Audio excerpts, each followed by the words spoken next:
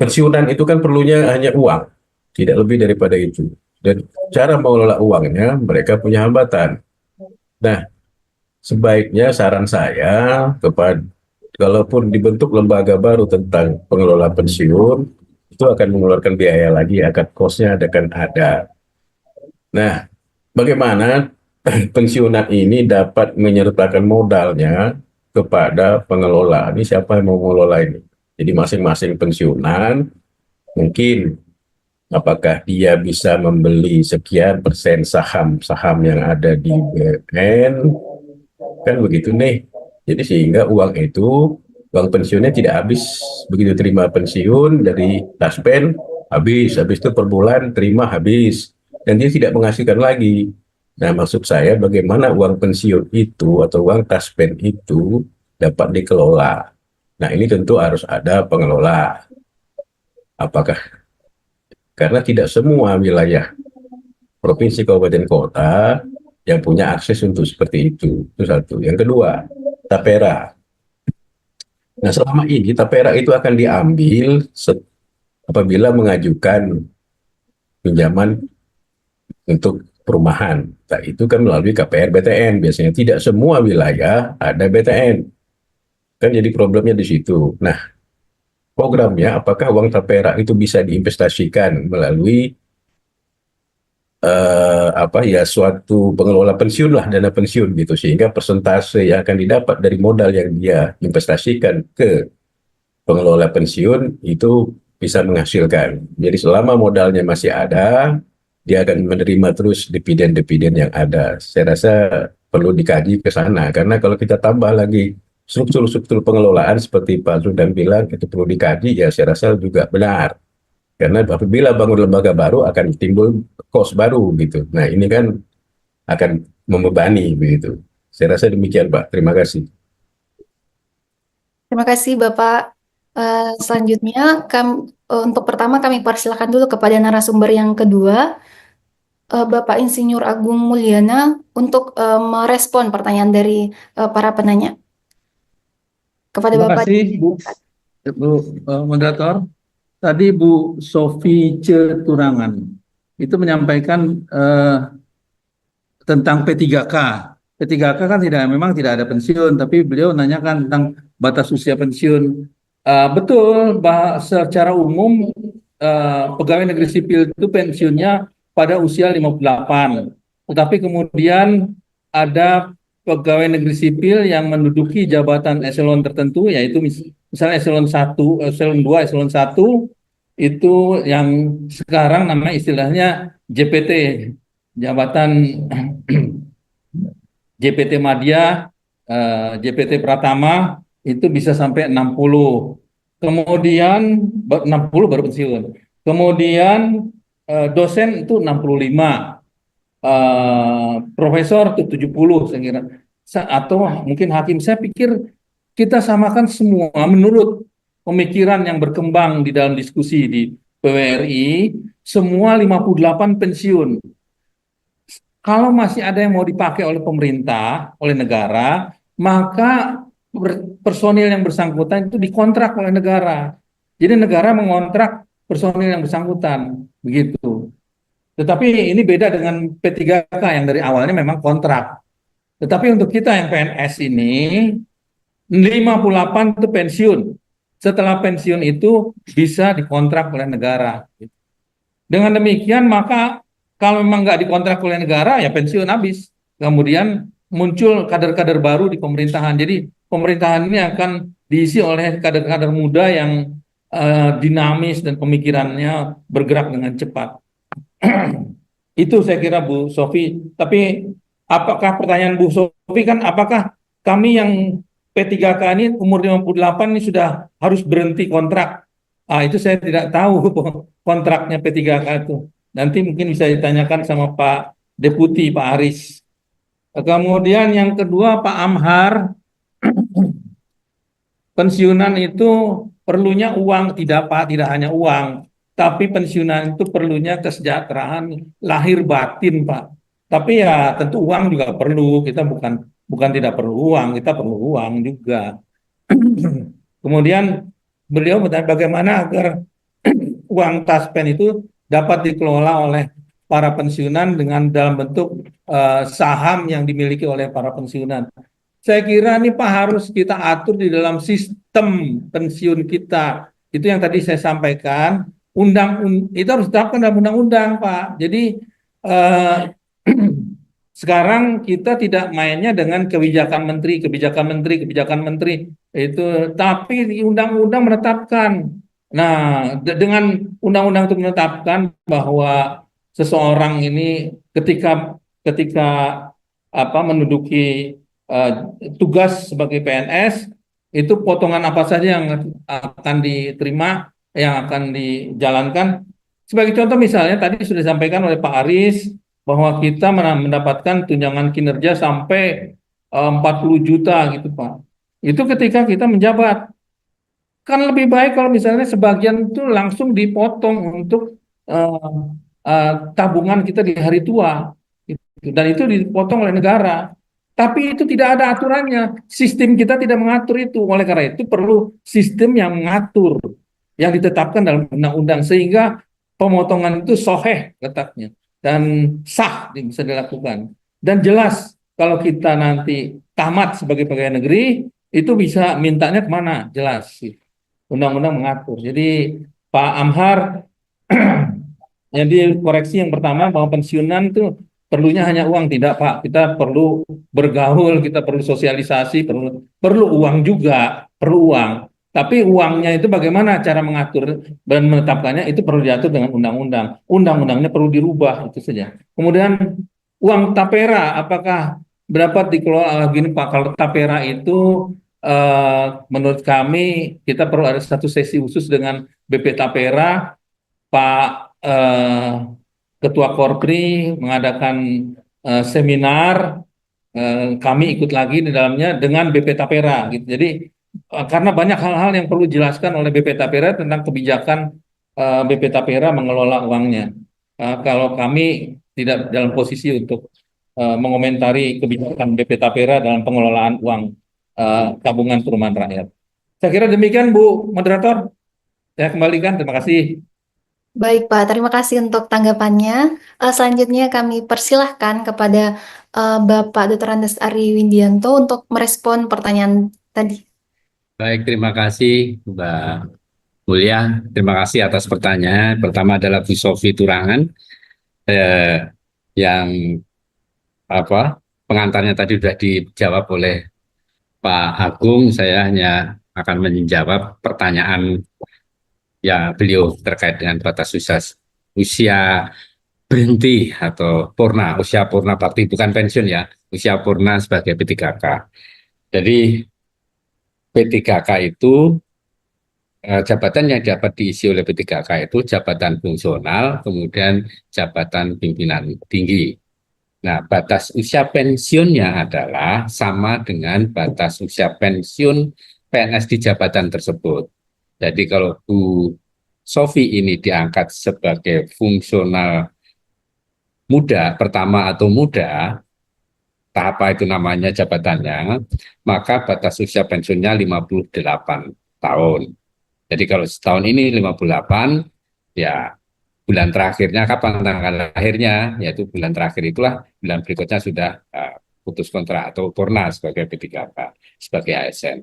Kalau diangkat dalam jabatan fungsional ahli madya, batas usia pensiunnya 60 tahun. Nah, garis bawahi bahwa tadi sampaikan oleh Pak Agung, variasi batas usia pensiun PNS itu banyak. Ya, kalau dosen, P3K dosen, batas usia pensiunnya 65. Kalau dosen dengan jabatan guru besar, maka batas usia pensiunnya 70. Kalau JPT, baik pratama maupun madya maupun utama, batas usianya 60 tahun. Peneliti madya 65, utama 70 tahun. Nah, itu yang variasi dari batas usia pensiun. Jadi kalau Ibu sekarang fungsional pertama atau muda, maka usia 58 akhir bulan usia 58 itu memasuki masa purna sebagai ASN. Kemudian Pak Amhar saya kira sudah dijawab dengan jelas oleh Pak Agung, tapi saya hanya menggarisbawahi terkait dengan penyertaan modal pensiunan dalam saham yang dikelola oleh lembaga tertentu. Nah, sebetulnya yang tadi saya sampaikan lembaga pengelola dana pensiun itu yang mirip seperti itu yang dimaksudkan, tapi tidak masing-masing pensiunan itu langsung investasi di bidang apa, tapi dananya di dana yang diiur itu dikelola, diinvestasikan oleh lembaga ini. Nah, tadi sudah saya sampaikan plus minusnya dan seterusnya. Dan kalau pensiunan artinya berinvestasi langsung, rasa-rasanya mungkin baru sebagian kecil dari pensiunan PNS di Indonesia ini yang melakukan itu, karena satu mungkin uangnya juga tidak ada lebihnya untuk diinvestasikan dalam bentuk saham gitu. Kalau saham hanya 10-20 juta ya mungkin manfaatnya tidak ada, mungkin dipakai untuk apa? Bikin kontrakan lebih menguntungkan kan gitu. Ya, betul. Ya, itu lebih menguntungkan daripada investasi di saham gitu. Nah, jadi apalagi sebagian besar ASN kita atau pensiunan kita itu mungkin tidak di perkotaan. Jadi di wilayah pedesaan yang dari sisi literasi untuk investasi di saham itu masih rendah. Itu yang dapat saya sampaikan. Terima kasih, Mbak. Janda dan duda para ASN yang sudah meninggal dunia yang akan mereka terima, saya sangat miris. Kemarin di tahun 2023 saya sempat menangis untuk menandatangani memarap SK pensiun janda dari seorang mantan pejabat di pemerintah kota ini, asisten jabatan terakhir suaminya dengan golongan 4C, yang hanya menerima gaji pensiun janda sebesar 1.200.000 satu bulan. Saya sangat miris dengan pertimbangan bahwa ibu tersebut tidak ada memiliki pekerjaan lain. Saya terus membandingkan dengan BLT yang disalurkan oleh pemerintah pusat kepada keluarga yang tidak mampu, bahwa seluruh keluarga ASN itu tidak dapat memperoleh itu. Bahkan uang BLT yang diberikan oleh pemerintah pusat kepada seorang keluarga yang tidak mampu itu saya rasa di level 1.500.000 per bulan. Sangat kecil bila dibandingkan dengan pensiunan janda yang harus diterima oleh seorang istri ASN yang suaminya sudah meninggal dunia. Nah, yang ingin saya sampaikan, Pak, marilah para bapak pemimpin kami Korpri di pusat dan juga Bapak PWRI memohon supaya memperjuangkan besaran dari besaran pensiun yang akan diterima oleh seorang ASN dan janda serta duda ataupun anak-anaknya untuk dapat diukur secara ekonomis kelayakan dengan uang yang akan diterima oleh seorang pensiunan tersebut, apakah mampu untuk dipakai oleh seorang manusia, Pak, manusia di Indonesia ini, apakah cukup dipakai uang sebesar yang akan diberikan oleh negara itu kepada seorang janda, duda ataupun pensiunan itu sendiri. Sebagaimana amanat Undang-Undang Dasar 1945, Pak, fakir miskin dan anak terlantar dipelihara oleh negara. Namun seorang pensiunan ASN, janda dan dudanya bahkan dibiarkan melarat, Pak. Saya melihat secara nyata itu kehidupan para pensiunan PNS di lingkungan saya tinggal, miris, Pak. Miris dengan besaran pensiunan janda dan duda yang mereka terima sangat tidak manusiawi. Karena kalau dibilang pandai-pandailah menggunakan gaji sebelum pensiun, pandai-pandai bagaimana, Pak? Udah diukurkah gaji PNS itu secara PDRB dengan kebutuhan nyata seorang ASN yang harus hidup menyekolahkan anak di sekolah negeri, memakan beras yang diberikan oleh tunjangan beras, saya amati memang hidup dengan kemirisan. Makanya secara ASN saya memandang bahwa pemerintah Republik Indonesia ini dihargailah sedikit kita ASN ini, Pak, dengan memberikan kelayakan gaji pensiunan untuk ke depan. Karena kalau kita sudah pensiun, Pak, mana mampu lagi kita mengerjakan pekerjaan lain. di luar kemampuan kita. Karena kita sudah memilih menjadi ASN, ya kita harus memilih juga bahwa kita menerima nasib kita dengan ASN tersebut, apa yang menjadi hak-hak kita. Nah, usul Oke. saya, mohon para pimpinan Korpri di pusat untuk memperjuangkan kenaikan dan kelayakan aja saya Pak membilangnya, untuk besaran gaji pensiun terutama untuk janda dan duda di kemudian hari kelak apabila mereka sudah pensiun. Baik, terima kasih Bu Rosian dari Pematang Siantar. Ini kopinya enak banget itu Pematang Siantar. Ya, saya juga PNS, masa kerja saya sudah 35 tahun. Dan nanti dalam waktu dekat, istilahnya tidak lama lagi, purna bakti juga, artinya akan jadi pensiunan PNS. Nanti saya sudah hitung THT saya berapa.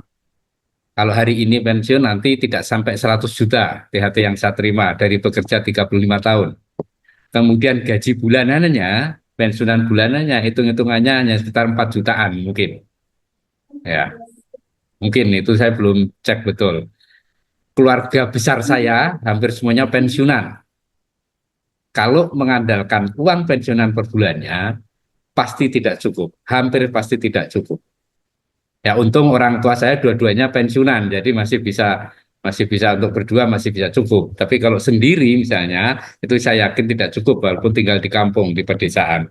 Nah, dan untungnya lagi orang tua dari kecil memang sudah bertani, jadi ketika pensiunan ya lanjut taninya juga lanjut, jadi masih bisa lah makan berasnya dari situ. Tapi kalau murni dari pensiunan dengan penerimaan 3,9 juta untuk berdua, untuk makan mungkin ya, tapi untuk keperluan kesehatan dan lain-lain saya kira tidak.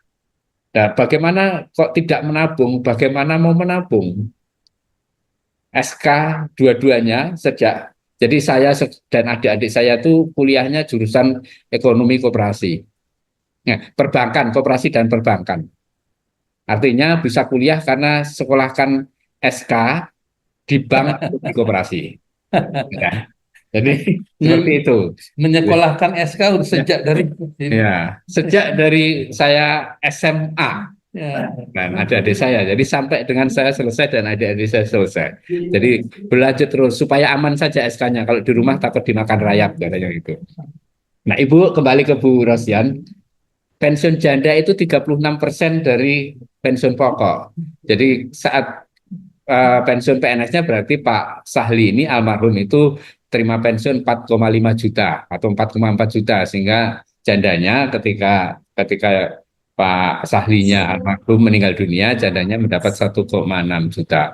Betul, saya sangat setuju bahwa itu sangat kecil. Kenapa tadi saya sampaikan saya PNS sebentar lagi pensiun? Artinya selama ini kami juga memperjuangkan supaya besaran pensiun yang diterima oleh pensiunan saat saya pensiun nanti, kalaupun bukan orang lain kasarnya, jadi pasti kami memperjuangkan seperti yang disampaikan oleh Prof. Judan tadi.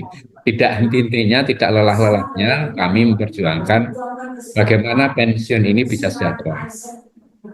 Yang sebagai contoh, perubahan sistem pensiun itu sudah dikaji dan diusulkan oleh BKN mungkin 20 tahun yang lalu. Konsepnya sudah ada sejak lama. Kalau Bu Rosion itu kan di Pematang Siantar itu wilayah kerja kantor regional 6 BKN Medan, dan kepala kantor regional Pak Jandri. Pak Jandri Simanungkal itu tuh ahli terhadap remunerasi, termasuk penghitungan pensiun. Beliau yang menyusun konsep revisi mengenai sistem pensiun yang diinisiasi oleh BKN beberapa tahun lalu saat Pak Jandri ini sebagai direktur kompensasi di BKN.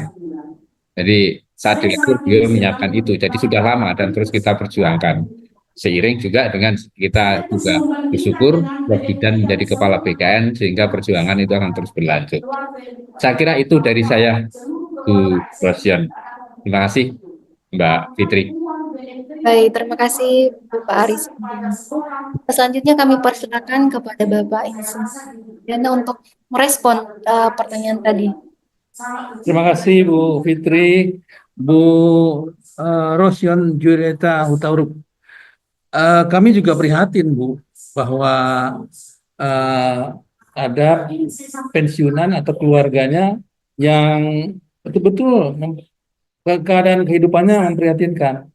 Yang dilakukan oleh PWRI adalah terhadap para pensiunan adalah kami sekarang melakukan berbagai upaya untuk meningkatkan kapasitas diri. Antara lain dengan melalui MOU kami dengan Kemenaker, kita melakukan beberapa kursus pelatihan, tetapi itu eh, apa namanya, upaya kecil di dalam lautan birokrasi PNS pensiunan ini yang perlu kita garap bersama. Yang perlu kita lakukan bersama adalah bersama antara PWRI dengan Korpri adalah bagaimana kita mendorong bersama agar perbaikan Undang-Undang Nomor 11 Tahun 69 itu bisa segera dilakukan. Di situ ditetapkan sistem apa yang kita lakukan, akan kita anut dalam mengelola pensiun ini. Jadi apa yang sudah dilakukan oleh Pak Simanung Khalid di Pematang Siantar di dalam menghitung besaran itu, mungkin kita akan bersama-sama dengan teman-teman dari Korpri, bersama-sama dengan teman-teman dari BKN, kita susun satu sistem yang baru lah tentang mengelola pensiun ini. Ini benar-benar ditunggu oleh seluruh Indonesia, sistem pensiun kita ini. Tidak hanya mengatur tentang pembiayaan pensiun, tapi penyiapan orang menuju ke pensiun itu juga perlu ditetapkan dalam undang-undang, perlu kita atur. Kalau tidak, kita semua masuk ke dalam panci pensiunan besar nih, masuk semua direbus dalam pensiunan, panci pensiunan ini. Mau matang, mau nggak matang itu. Tapi kalau kita persiapkan, undang-undang memerintahkan pada pemberi kerja, pada majikan kita itu pemerintah, maka kita bisa mempersiapkan teman-teman dalam bisnis usaha kecil, buka warung. Kita sekarang dengan MOU yang kami tanda tangani bersama dengan Kementerian Dalam Negeri, kita mempersiapkan teman-teman Kementerian Dalam Negeri yang akan pensiun. Tetapi itu baru sebagian ranting kecil, masih banyak lagi ranting-ranting besar yang harus kita persiapkan teman-teman. Bagaimana teman-teman di kementerian lain yang juga masuk kepada panci pensiunan tanpa persiapan. Dan ini yang kita dorong supaya melalui sekretariat DPN Korpri ini, kami mohon Pak Ketum Korpri, mohon agar setiap kementerian itu mempersiapkan pegawainya yang akan pensiun melalui diklat dan pembekalan pra pensiun. Contohnya bisa diambil dari apa yang kami lakukan di Kemendagri. Saya kira itu yang bisa kita lakukan sementara. Untuk Ibu Rosion, ya kami cuma menyampaikan bahwa memperbaikinya harus dengan sistemnya diperbaiki, Bu.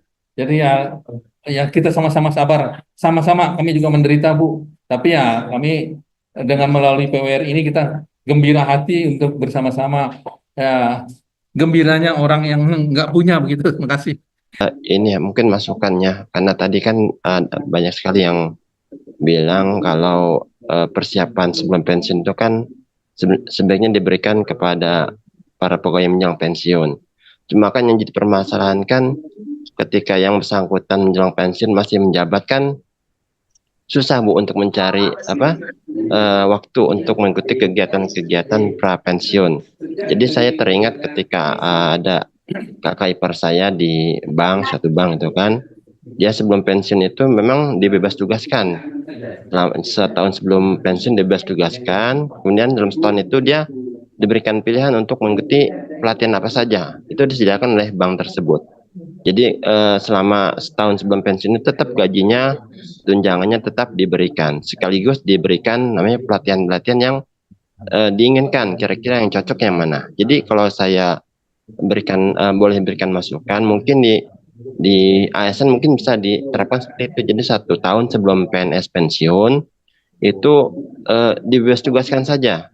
Jadi selama bebas tugas itu kan dia tidak ada kewajiban lagi untuk mengerjakan kewajiban perkantoran seperti itu.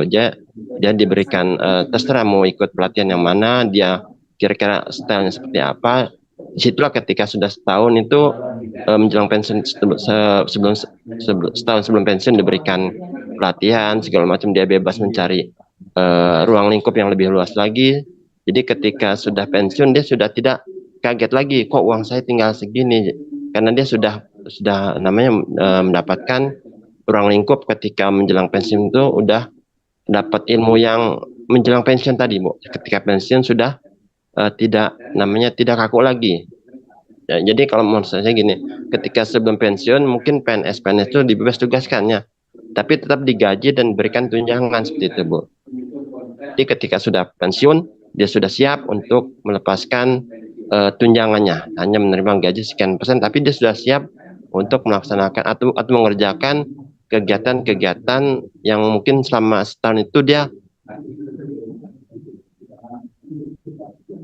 yang lebih bermanfaat ketika dia sudah memasuki usia pensiun. Mungkin demikian, Bu. Setuju begitu, Bu Moderator, bahwa sebelum memasuki masa pensiun 1 tahun misalnya, dibebas tugaskan dari jabatannya, tetapi itu mesti diatur secara nasional.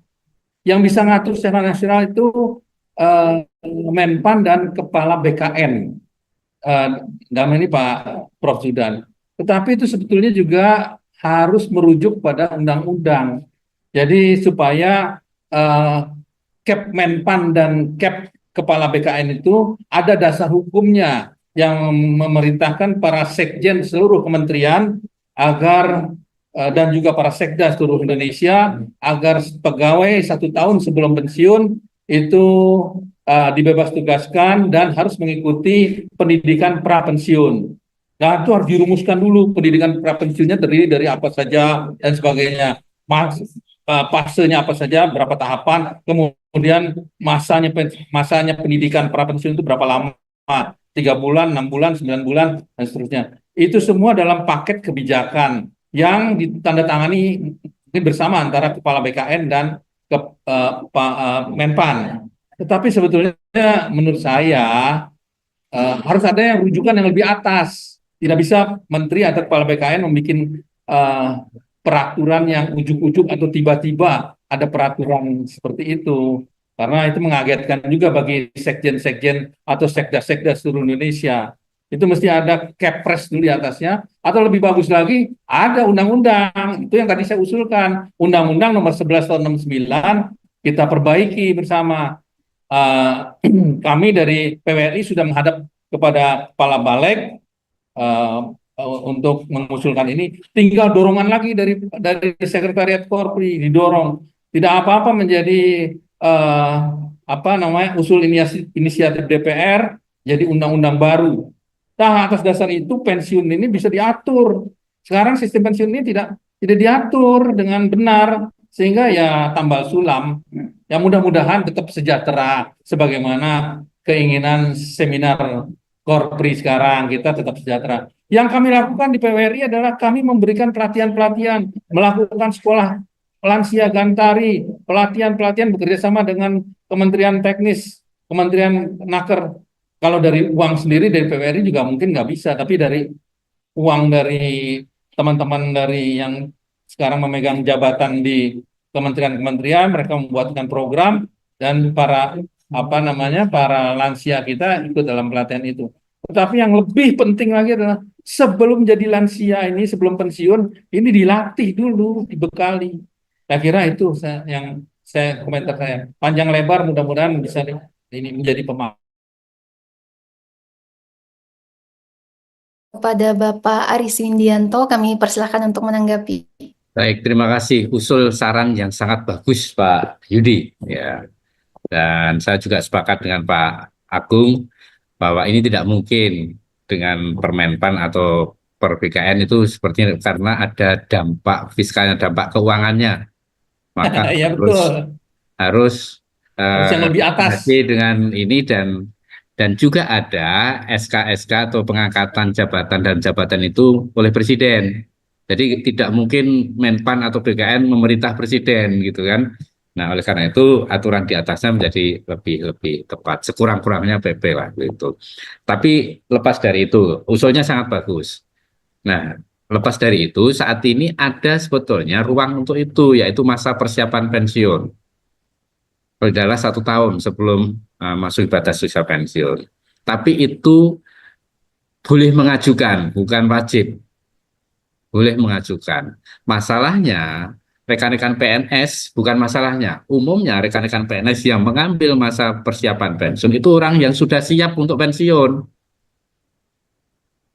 yang Ya. sudah ingin mempercepat untuk melakukan meningkatkan usahanya di luar di selain PNS, dan misalnya suaminya udah mapan, dia tidak khawatir untuk saat pensiun nanti, misalnya seperti itu. Sudah usahanya sudah berkembang dan seterusnya, sehingga mengajukan masa persiapan pensiun.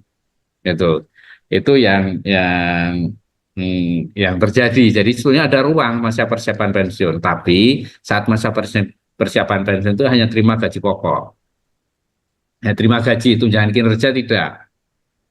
Di sisi lain saat ini di berbagai instansi itu tunjangan kinerja jauh lebih besar daripada gaji pokok. Ya. Tunjangan jabatan juga jauh lebih besar. Untuk jabatan-jabatan level tertentu, tunjangan jabatannya jauh lebih besar. Gaji pokok relatif kecil, dan gaji pokok ini mengapa tetap kecil? Karena kalau dinaikkan tadi, seperti yang sampaikan Prof. Yudan, kalau single salary gaji pokoknya naik lah, hasil istilahnya itu besaran pensiunnya juga akan naik. Beban APBN, bukan beban, APBN yang diperuntukkan untuk pensiunan menjadi naik juga. Jadi mungkin itu hitung-hitungannya. Jadi saya kira itu Pak Yudi. Tapi saran masukannya, usulnya sangat bagus.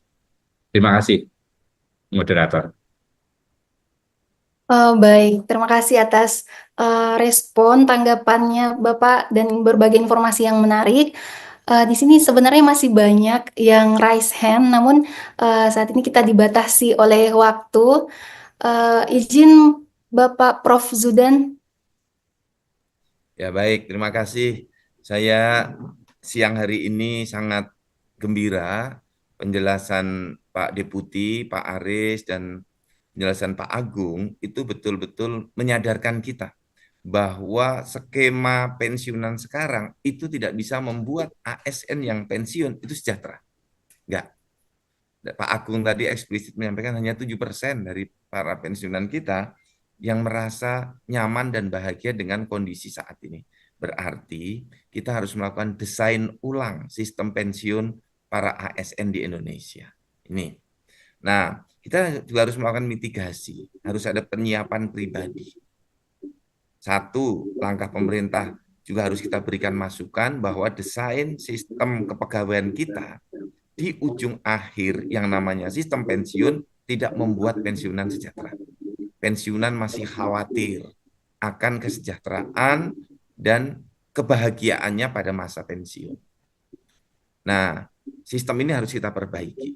Salah satunya dengan metode yang mudah saja disebut single salary system. Ini single salary system. Yang lain nanti sambil berjalan diperbaiki. Saran Pak Agung, penyiapan para ASN yang mau pensiun dilatih. Setuju sekali saya. Sudah bekerja sama dengan Bank Mandiri Taspen. Bekerja sama dengan PT Taspen. Hanya harus lebih sering lagi. Pengurus Korpri juga harus turun lebih aktif lagi. Korpri di KL, provinsi, kabupaten kota harus lebih aktif. Membimbing para anggotanya yang 5 tahun sebelum pensiun. Jangan 2 bulan sebelum pensiun. 5 tahun sebelum pensiun dipersiapkan. Sehingga jaringannya masih banyak, kawan-kawannya masih banyak, masih bersosialisasi lebih luas. Ini bisa terus kita kembangkan. Dan pengalaman pribadi, kawan-kawan yang ketemu saya itu mengingatkan pada saya, Pak Zudan, persiapkan pensiunmu. Ke saya langsung. Kawan-kawan guru besar, kawan-kawan eselon 1, besok jangan lupa seperti saya. Kawan-kawan saya mengatakan begitu. Saya lupa persiapan pensiun, sehingga ketika pensiun saya kaget. Ini, saya kaget. Ketika pendapatannya, ini Pak Agung paham betul kawan-kawan kita eselon 1, ketika terima apa Pak yang sekali kira-kira 70 juta itu tunjangan hari tua. Hanya 70 juta Pak Yudan. Kemudian bulanannya saya terima 4,3 eselon 1 Pak Agung. Terima Ya, betul. 4,3. Dari terima hampir 50-an atau 45 Betul. sekian. Betul. Jauh sekali. Nah, ini kita harus persiapan semua. Baik dengan menabung, latihan investasi, atau kalau saya menyiapkan secara dini untuk mendapat tunjangan hari tua lebih besar. Saya mengikuti program di Taspen Life, ikut tanya Taspen. Sehingga diharapkan nanti saat saya pensiun, terimanya bisa lebih besar lah. Insya Allah tidak 70 juta, tapi bisa sampai 500 sampai 700. Menambah. Kalau teman-teman yang masih muda, dari gajinya ditambah diikutkan misalnya, seperti saya di Taspen Life ikut 1 juta misalnya 500.000, tapi 30 tahun bisa dapat 1 miliar tuh saat pensiun nanti. Nah itu ada hitung-hitungannya. Nah saya menyisihkan dari pendapatan saya untuk ikut program saya pribadi untuk kesejahteraan saya dan keluarga saat pensiun nanti. Saya melakukan persiapan itu karena saya sebagai Ketua Umum Korri melihat nggak sejahtera ini desain sistem pensiun kita. Oleh karena itu rekan-rekan semua kita harus persiapan. Kebahagiaan harus dipersiapkan. Kesejahteraan harus dipersiapkan dan Korpri akan terus mendorong menuju ASN pensiun sejahtera. Itu tugas utama kami. Saya concern di situ untuk memperjuangkan bersama rekan-rekan semuanya. Terima kasih sekali lagi Pak Agung, Pak Deputi, mohon dukungan, Terima kasih. mohon bantuan semuanya untuk menyiapkan pensiun ASN yang lebih sejahtera, lebih bahagia lagi. Terima kasih. Kita lanjutkan minggu depan. Topiknya masih akan bersambung. Bagaimana strategi kita untuk bisa pensiun lebih sejahtera lagi. Dan untuk pengurus Korpri, tolong 514 kabupaten, 38 provinsi, 90 kementerian lembaga untuk aktif membantu para ASN-nya, anggota Korprinya bisa mempersiapkan pensiun ini. Kalau Korprinya aktif, insya Allah banyak ASN yang akan tertolong. Terima kasih. Wassalamualaikum warahmatullahi wabarakatuh.